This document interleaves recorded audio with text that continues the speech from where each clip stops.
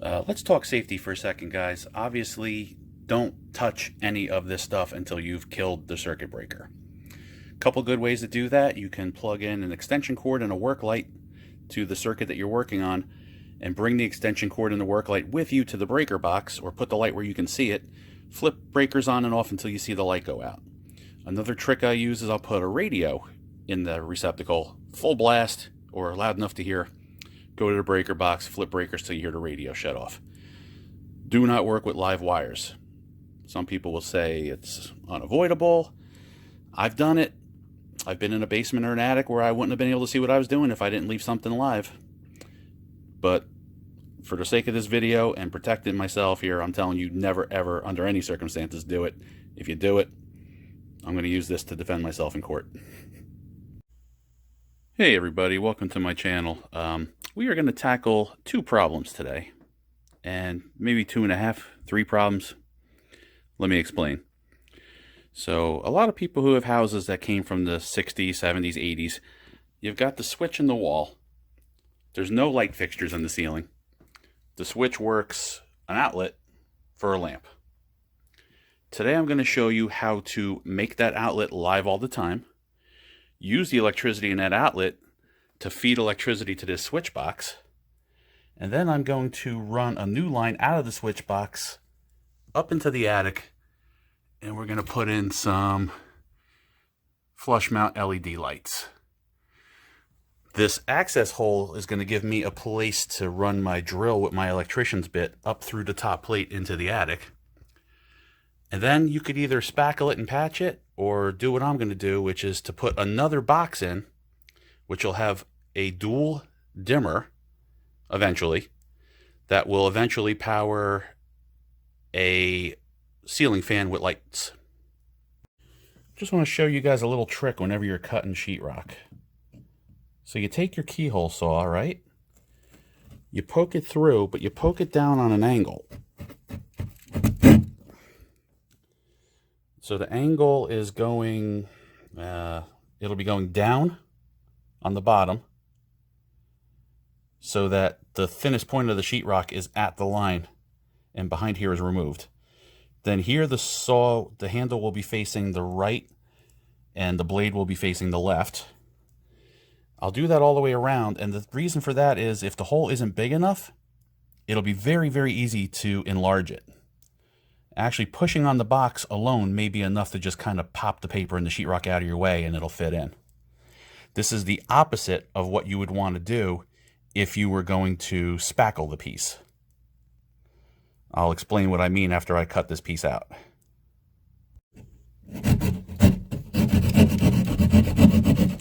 So I'm facing down. I think I feel a 2x4. Yep, gonna have to cut straight. Now I'm gonna be facing up.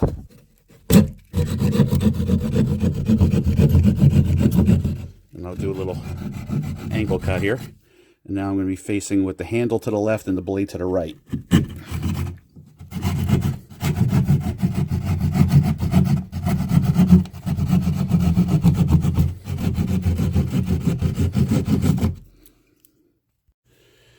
Another good thing about staying close to that box is if the piece falls inside the wall, it may land on the box and you'll be able to grab it. It was a little bit of a challenge getting this out because the back of the piece is bigger than the hole that I cut. But I was able to tilt it and dance it. You see it'll fit through pretty good as long as you can get your fingers on it. Now if I was going to do an access hole and then put this back in to spackle it later, you could do a blowout patch. I'm going to make a video that shows you how to do that. But you could also cut with the angle opposite. In other words, instead of making the hole the small point, you would make the hole the big point, and there would be sheetrock left behind on an angle. If that were the case, this piece would look like this. You'd be able to put some spackle around the hole, put the piece back into the hole you took it out of, tape it and spackle it, and that would be your patch. So this is called an old work box. I don't know why. I guess a new work box would be you're building a house, the walls are open, so you have access to nail it to the side of the stud. And this is an old work box in that the wall's in and finished, and so this box can go in without having to nail it to a stud. I'm just going to dry fit it here. All right, that fits good. I'll take it out and show you what we do next. Okay, so this is an electrician's bit. This particular one is about 5 feet tall. It's very flexible, and you can drill around bends and make turns with this thing, which is pretty amazing. It's also got a hole in the tip. You can see there's a piece of wire here from the last time I used it. I left it in there to show you. Come on, focus. I left it in there to show you that there is a hole through the bit.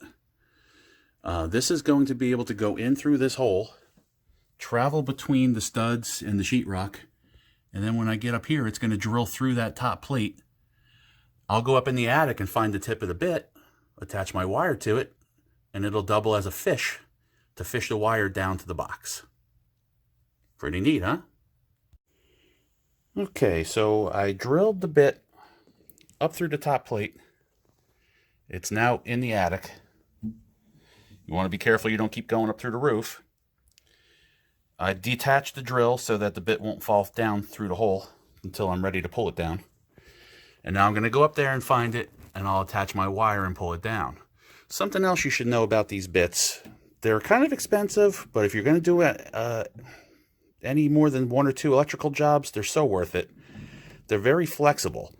They make a bracket, and I think they even make like a pair of pliers that you can use to bend the bit and make it drill on an angle or around a bend, which can come in extremely handy for tricky jobs.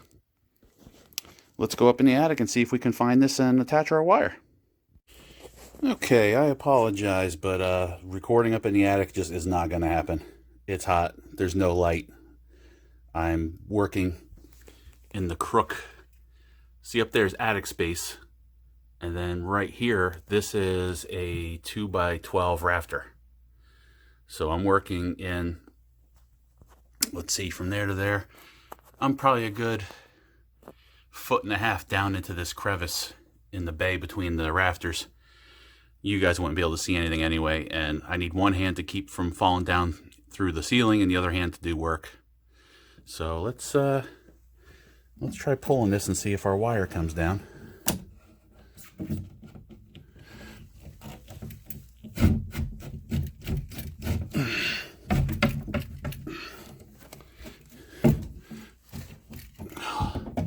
I gotta put you guys down for a minute. Okay, I didn't want you guys to miss the magic moment.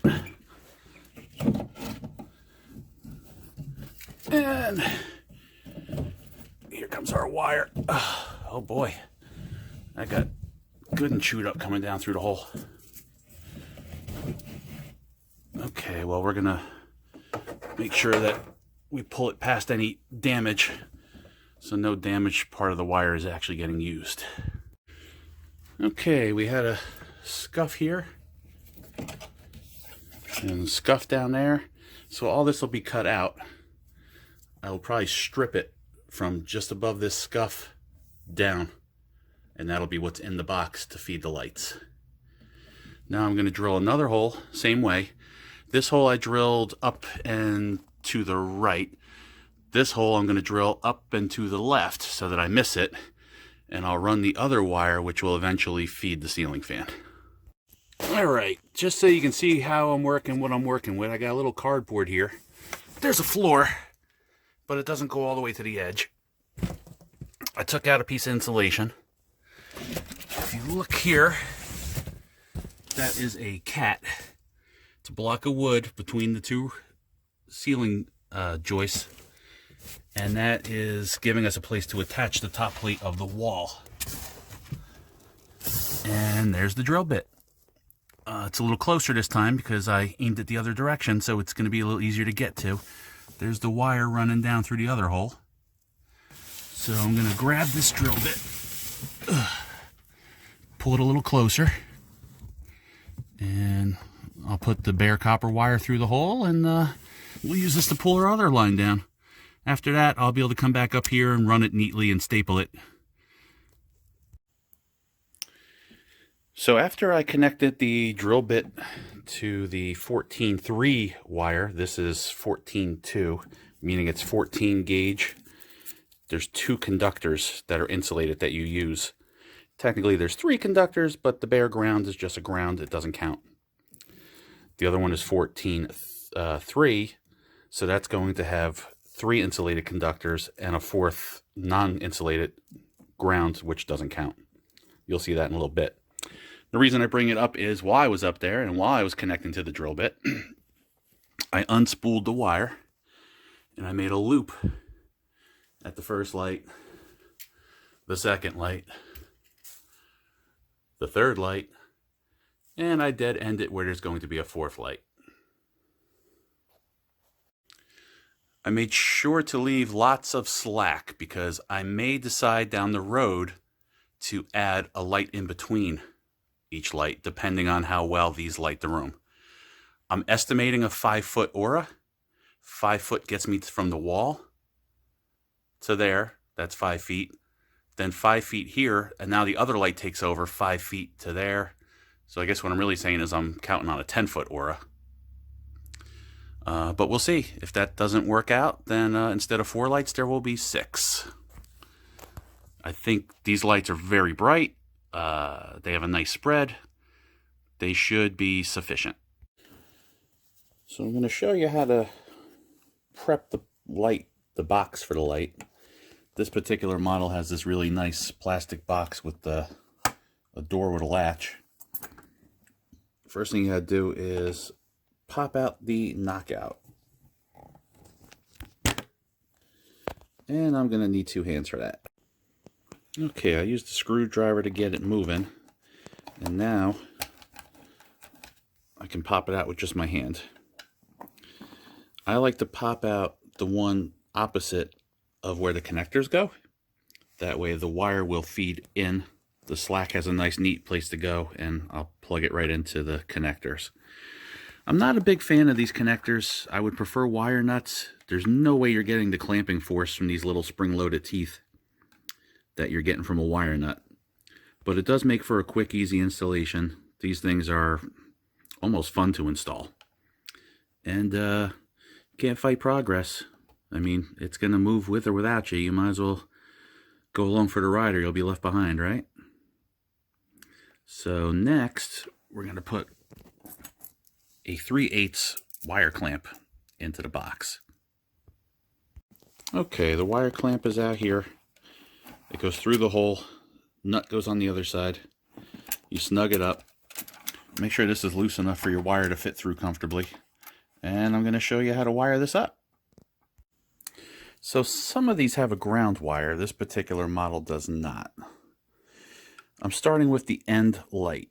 What I'm going to do is I'll install this light. I'll work the slack back into the attic, staple it neatly, and run it towards the next light, which I'll install. And then I'll work the slack towards the other light, and then to the next light. And then I'll work whatever slack is left down towards the switch, where I will cut and remove the excess. So since this does not have a ground wire with a connector, we're just going to connect the neutral, which is the white, the hot wire, which is the black one, and I'll show you what we'll do with the ground. All you got to do, I'm assuming I don't have to explain to you, if you're taking on a project like this, I hope you know how to strip wire. And these just press in. I'm going to need 2 hands for that. Okay, if you look through the plastic, you can see that the wire has bottomed out. It's in as far as it will go. It's through the connector, it's hitting the clear plastic, but there's no exposed copper sticking out. You gotta, I've got the feel for it. I've done so many of these, but you kind of have to make sure that you don't cut it too short and you don't leave it too long.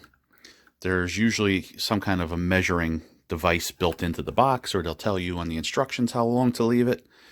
But make sure that you don't have any naked wire showing. Same goes for a wire nut, an outlet, a receptacle. No bare wire should be sticking out past whatever it is that you're installing. And I'm going to show you what it is that I like to do with the ground in a case like this. So I've got the hot lead, the black wire, and the neutral lead, the white wire, tucked into the box, so I could close the door now and be good to go. I ran the ground wire back outside the box alongside the wire so it's not being pinched and damaging the insulation with the clamp. And now what I'm going to do is bend it around and loop it around the screw on the clamp so that the clamp is grounded. Now the box is plastic, it won't be grounded. You can't get to the guts inside to get electrocuted. Those guts are a transformer that step the voltage way down, assuming between 3 and 12 volts, probably DC. So not enough to shock you anyway. But you got to do something with the ground wire, and why just do it when you can overdo it? That's my motto. Okay, I've tightened the screw down onto the wire, just snug. I don't want to over tighten it and cut into the insulation on the Romex, this white wire here. It's really not serving a purpose, but it's got to go somewhere. Might as well go there. And it's just snug. If you look, the wire's wrapped around, but it doesn't cross over itself. You never want the wire to cross over itself under a screw. This isn't going to get tightened down all that tight, but on a receptacle, if you twist the wire until it's over the top of itself, as you tighten the screw, it'll cut through itself. And you don't want that. So avoid over tightening. Definitely don't let the wire cross over itself. Okay, so we are going to shut the box. That's closed and latched. There is this little proprietary plug on this box, which is also the power supply. There's a matching interlocking proprietary plug on the light. Excuse me, I'm choking to death. Okay, I just took a drink. Much better. So this will plug into that, and you give it a little twist and it interlocks. These lights, not all of them have it, but a lot of them do have a selector switch. This is the heat range. What they really mean is how warm or cold the light looks.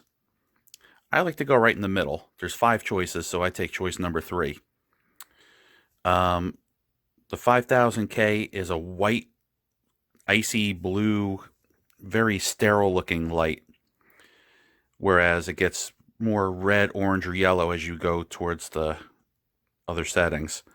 I like right in the middle. It looks kind of like sunlight, kind of like natural light, but it also gives you a lot of brightness. The color range doesn't necessarily change the brightness per se. It's still, the light will still light the same amount of area. So let's go ahead and put this to the center click. 1, 2, 3, 4. All right, so 1, 2, 3. That's the middle. And I'll hook up the proprietary plug, and I'll show you how it goes into the ceiling.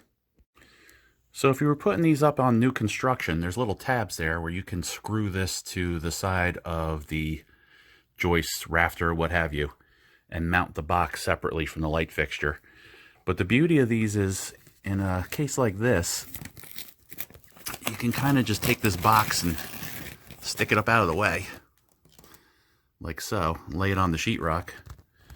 If you can get to it up in the attic and fix it to a fixed point, that's great, but if not, this won't hurt anything. And now the light has these spring-loaded tabs. See that? And there's a gasket around the back that makes this not leak, so you're not getting a cold or hot draft from the attic. So I don't know if I'm going to be able to do this one-handed, but I'm going to tuck up that one spring-loaded latch. Get this wire, aka the tail, tuck that up out of the way. Now I'm going to swing it in, move this other spring-loaded latch to go inside the hole. Make sure the gasket's sitting flat. And voila! I'm going to have to situate it flat because of the sheetrock dust and powder, but that is one installed light. Okay, I just wanted to show you guys that when you have a wire coming in to feed the fixture and one going out, there's two holes for you to use. The third hole is being occupied by the leads going into the power transformer. If you have more than two wires, it's going to be a tight fit, but you can merge your wires into a wire nuts and then run a pigtail out of the wire nut and into one of these connectors. Or you can twist and pull on the connector and slide it off, or you could cut the wire, the tail going to the power transformer, and strip it and put that in the wire nut with the other wires. But honestly, it starts getting really really crowded in that box when you go to 3, 4, 5 wires. You may have to put a junction box in the attic or something. That is 4 installed lights.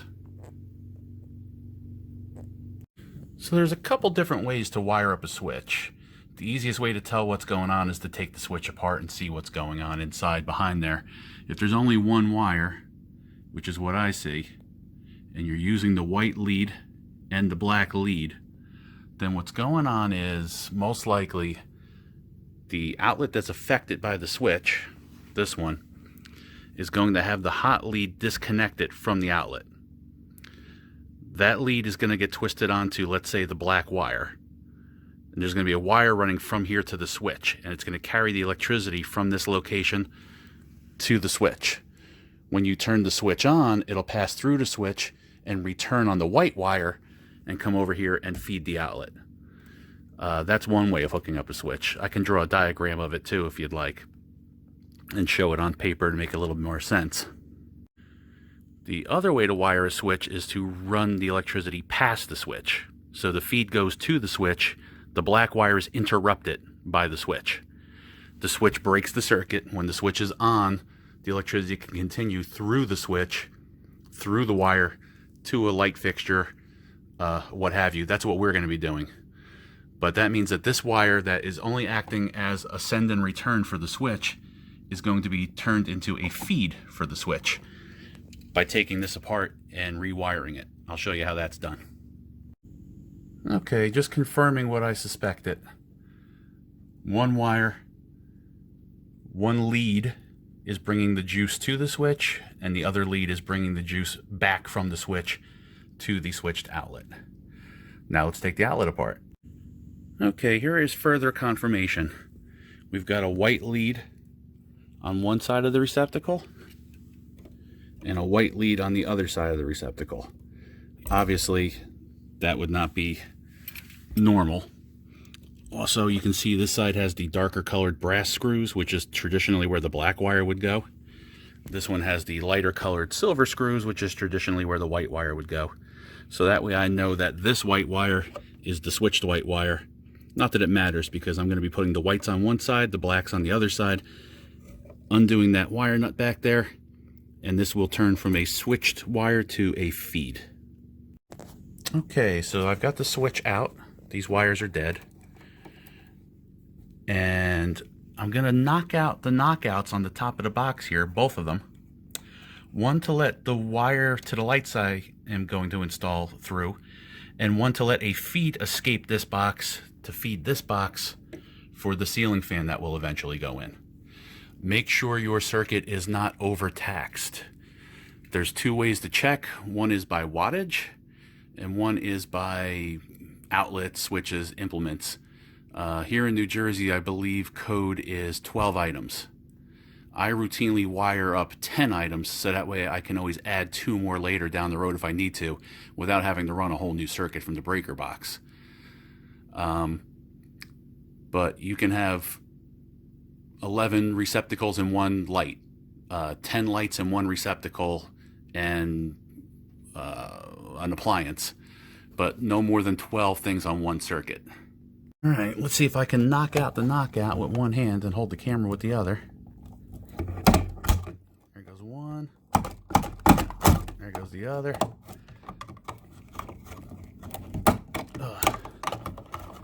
Okay. Now I'll run the wire and install the other box.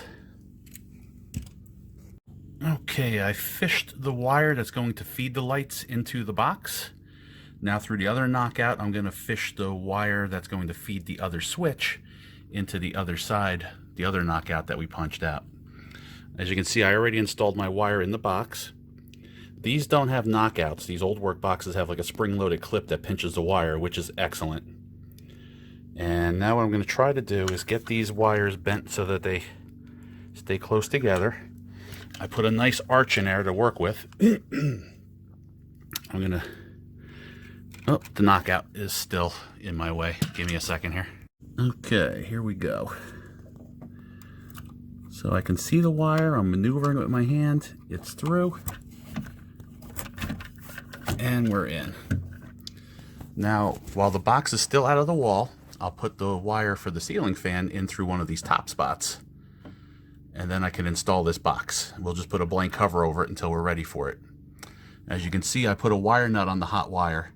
So when I wire it up and it becomes hot, it'll be safe. And it can sit in there and wait until I'm ready to use it without any danger of shorting out or causing a fire. And hopefully you can see, but I've got all the whites or neutrals wrapped together in a wire nut. I've got all the grounds together in a wire nut. I've got a hot wire coming in, a hot wire going out, and the hot wire feeding the switch twisted together. And here is the hot wire coming out of the switch that's going to turn the lights on when the switch is on, which is now going to be a dimmer switch. Let me know if this isn't clear enough. I can put a diagram out or something in the comments, please. Okay, the whites are both hooked up on the white side. The black wires are both hooked up on the black side. The ground I never touched. I'm going to tuck this back into the wall, turn the breaker back on, and we'll see what we got. So I forgot to get a cover. I forgot to get a cover for this dimmer, but you can't get your hands in there. You can't touch anything to get shocked. It'll be okay until I get a chance to run to the box store. But there you have it, guys. Some people might consider it a lot of work. I thought it was pretty easy. All things considered, not too bad. I'm also prepped for a ceiling fan with a light one day. And I think between all those lights and then a ceiling fan with a light in the middle, which will also be a dimmer for the light, a dimmer for the fan, this room would be thoroughly lit. It'll have better circulation. I think I'm pretty happy with the way it turned out. So thanks for watching, guys. I'll see you next time. So here's how the room was lit by lamplight. And you can see it's got light spots, dark spots, annoying glares. Really not ideal. You got to run around and turn all these switches on and then run around and turn them all off. Let's kill the lamps and see what kind of a difference. Well, I guess we could just do this. Let there be light. Okay. Let me kill the lamps and see what kind of difference we got. Okay, lamps are off. Here comes the lights. Oh, wow. That is way brighter and way more saturated with light. Way less light and dark spots. I don't think I'm going to need any more fixtures. I think 4 is plenty for this room. 4 6-inch lights. It doesn't look it because of the ceiling tilt, but the room is technically 20 feet by 20 feet. So it's really a big box, even though it looks rectangular. That's because the ceiling is 11 feet by 20 feet. But the floor is 20 by 20, and we are well lit. I don't think it's too bright all the way up, but I do have the dimmer, so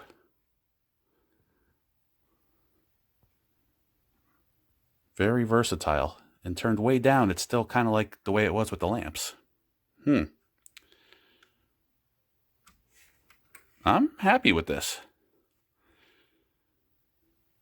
Well, there you go, guys. These were on clearance. They make a huge difference.